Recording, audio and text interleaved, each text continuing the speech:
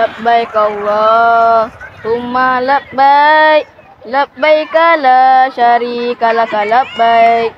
Assalamualaikum dan salam sejahtera.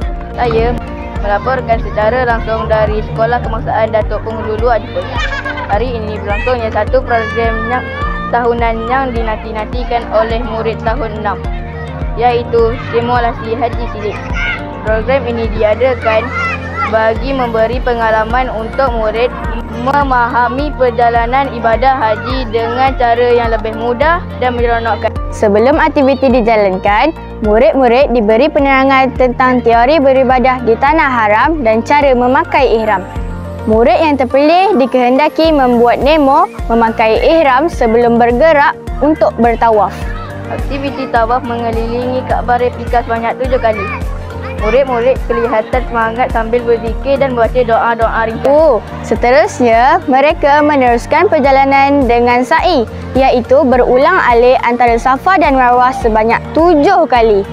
Aktiviti ini mengingatkan kita kepada pengorbanan Siti Hajar yang tabah mencari air untuk Nabi Ismail. Betul tu. Kemudian, murid-murid berhenti seketika di kawasan yang dijadikan padang Arafah untuk berdoa bersama-sama. Suasana yang tenang ini memberi gambaran kemuncak kepada ibadah haji yang sebenar. Selepas itu, murid tahun 6 menjalankan aktiviti melontar jamrah dengan menggunakan batu sambil bertakbir Allahu Akbar.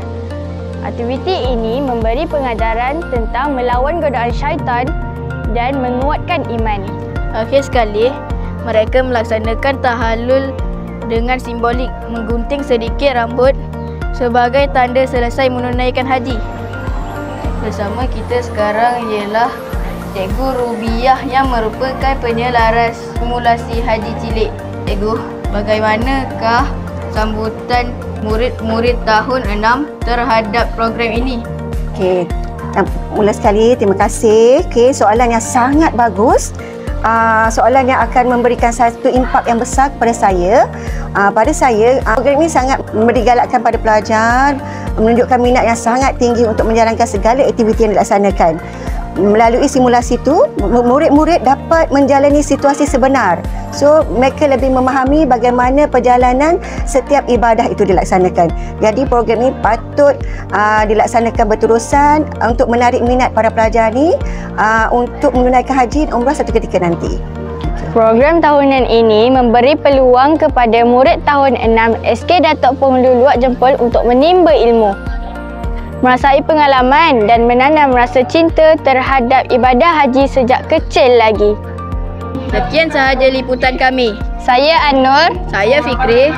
Melaporkan dari SK Datuk Penghulu Luak Jempol. Assalamualaikum warahmatullahi wabarakatuh. Bye.